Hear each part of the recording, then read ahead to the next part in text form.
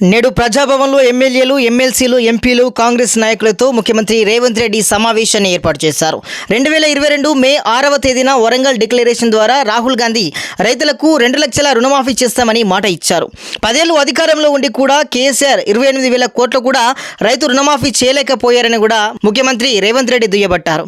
August 15లోగా రైతు రుణమాఫీ చేస్తామని పార్లమెంట్ ఎన్నికల ప్రచారంలో చెప్పినట్లుగానే చేస్తున్నామని కూడా వ్యక్తపరిచారు. ఆర్థిక నిపుణులు కూడా రుణమాఫీ కష్టమని చెప్పారు. కానీ ప్రభుత్వానికి ఆర్థిక ఇబ్బందులు ఎదురవుతున్నాయని కూడా తెలియజేశారు. ఇచ్చిన మాటకు కట్టుబడి ఆనాడు సోనియమ్మ తెలంగాణ ఇచ్చారని, పార్టీకి నష్టమని తెలిసి కూడా సోనియా గాంధీ ఆనాడు సాహసోపేత నిర్ణయం తీసుకున్నారన్నారు. గాంధీ కుటుంబం మాట ఇస్తే అది శిలాశాసనమని కూడా గుర్తు చేశారు.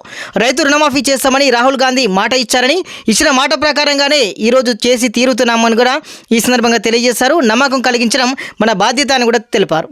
ఈ దేశానికి తెలంగాణ ఆదర్శంగా నిలవాలని, వ్యవసాయ విధానంలో తెలంగాణ మోడల్ను దేశం అనుసరించేలా ఉండాలన్నారు. నా జీవితంలో ఇది ఎప్పటికీ గుర్తుండిపోయే రోజు అని కూడా రేవంత్ రెడ్డి తెలిపారు. రేపు సాయంత్రం సరిగ్గా 4 గంటలకు 1 లక్ష వరకు రైతు రుణాలు మాఫీ చేస్తున్నామని కూడా ధీమా వ్యక్తం చేశారు. రూపాయలు 7,000 కోట్లు నేరుగా రైతుల ఖాతాల్లోకి వెళ్తాయని, నెలాఖరులోగా 1.5 లక్షల వరకు ఉన్న రైతు రుణాలు మాఫీ చేస్తామని కూడా వారు వెల్లడించారు. ఇక ఆగస్టులో 2 లక్షల వరకు రైతుల రుణమాఫీ చేసి రుణమాఫీ ప్రక్రియ పూర్తి చేస్తామని హామీ ఇచ్చారు. ప్రతి రైతును రుణముక్తి చేయాలన్నదే కాంగ్రెస్ ప్రభుత్వ లక్ష్యమని, రుణమాఫీ పేరుతో కేసీఆర్ లాగా మాటలు చెప్పి రైతులను మభ్యపెట్టడం లేదని కూడా వారు తెలిపారు.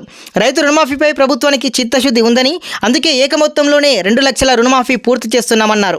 రైతుల ఆత్మగౌరవాన్ని నిలబెట్టడానికే 2 లక్షల రైతు రుణమాఫీ చేస్తున్నామని కూడా గుర్తు చేశారు. మనం చేస్తున్న మంచి పనిని ప్రజలకు వివరించాలన్నారు. గ్రామ, మండల, నియోజకవర్గ స్థాయిలో కార్యక్రమాలు నిర్వహించాలని, రుణమాఫీని హామీని నిలబెట్టుకున్నామని కూడా సగర్వంగా చెప్పాలని కూడా గుర్తు చేశారు. రుణమాఫీపై జాతీయ స్థాయిలో చర్చ జరగాలని, దేశంలో ఏ రాష్ట్రం కూడా ఒకే విడతలో 31,000 కోట్లతో రుణమాఫీ చేయలేదన్నారు. రాహుల్ గాంధీ ఇచ్చిన గ్యారంటీని అమలు చేశామని పార్లమెంటులో ఎంపీలు ప్రస్తావించాలన్నారు. రేపు గ్రామాల్లో, మండల కేంద్రాల్లో, కూడలి నుంచి రైతు వేదికల వరకు భారీగా బైక్ ర్యాలీ నిర్వహించాలని, ఎమ్మెల్యేలు నియోజకవర్గ కేంద్రాల్లో కార్యక్రమాల్లో పాల్గొనాలని పిలుపునిచ్చారు. ఎక్కడికక్కడ ఒక పండుగ వాతావరణంలో సంబరాలు జరపాలన్నారు. 7 నెలల్లో ప్రభుత్వం సంక్షేమానికి 30,000 కోట్లు ఖర్చు చేసిందని కూడా గుర్తు చేశారు.